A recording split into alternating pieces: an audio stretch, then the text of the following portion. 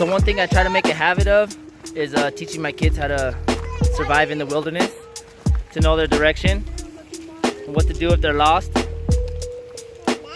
Naima, if you're lost in the woods, how do you find your direction? By the sun. Yeah? So how are you going to tell your direction?